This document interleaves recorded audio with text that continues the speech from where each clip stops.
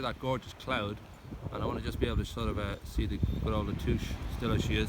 How are you, ma'am? Beautiful day. Yeah. But I'm here with the gorgeous Rosemary. We always do these very, very quickly and without any warning. Another fantastic weekend. I saw George Jones now just sort of give me a brief of just a wonderful weekend that was in it. I know St. Lawrence's presented for Dr. Martin Ryan, Mr. Ryan, and Dr. Ryan, and then also his wife, Maureen Cregan, and you had the young Collins from the Irish Times, and Catherine Wright. I'm trying to think of all the different names. Catherine Wright talked about sort of tracing your family history, and then I've forgotten already. Sean Boyne came and talked about Emma Dalton, which was fascinating. Brilliant story.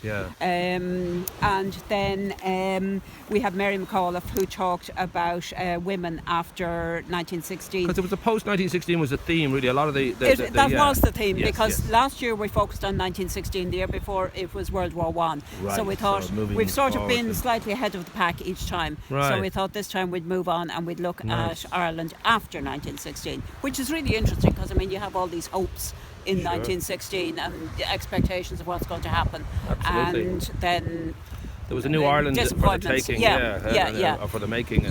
So Mary talked about that and about women's role right up to the 1937 Constitution. And then the next day we had actually a local guy, Owen McGee, who talked about Arthur Griffith. He's recently written a biography of Arthur Griffith. Right. And then, as you said, Stephen Collins, who stood in for Ronan Fanning, who was unfortunately sick. And then we had a really interesting one, Sinead McCool, who spoke about Lady Lavery, who was a sort of a muse and a femme fatale. Right. And the lady of the banknotes, a bit like yourself. Well, we should mention that this is up in the Greystones Golf Club, and God bless, and that's the second year you've been there, and they're wonderful to have you there.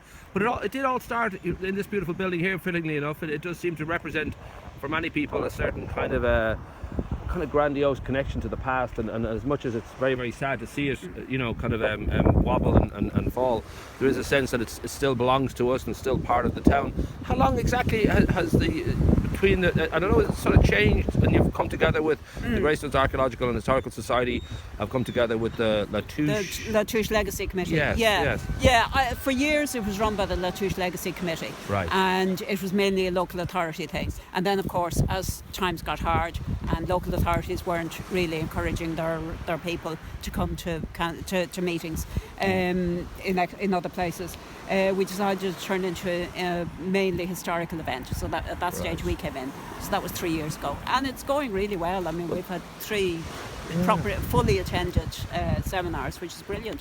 Well, I must say with the guide now I get a strong kind of impression of what people like, and certainly that connection to the past is always a crucial part of being in the present, that you feel that you belong and you feel that there's a lot more. You think of your parents, your grandparents, but not only that, but the entire town and then the country itself. And the national political connections. I mean, Collins stayed over there in the La Touche on the night before he went to London to negotiate the treaty.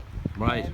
And he got up early the next morning and he walked up to Holy Rosary and had communion up there. And from there he went to, I presume, Dundleary and got the boat across to London, and we all know what happened there. So, that's a very direct connection. Absolutely. I know. Unfortunately, she said Mr. Fanning couldn't make it, but he had also kind of an interesting kind of story about the arrest in Greystones. The arrest of Deb, which would have been another, which hopefully someday he will feel well enough, or that story we can share at some point. But that sounds fascinating too.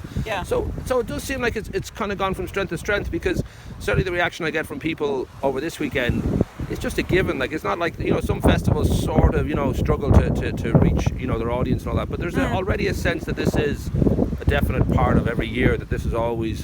So I don't know, it seems very healthy. I don't know whether I think so. I mean, it's been terrific. Year after year people have turned up, and we've been delighted obviously at the response. So we'll see. It's the 28th year, so we'd like to push it to the 30th if we could. Of course, yes. So we're just kind of thinking about what themes we could have for the future. I'm big into women's history, so I'm kind of thinking in terms of the centenary of women getting the vote, which will be in 2018.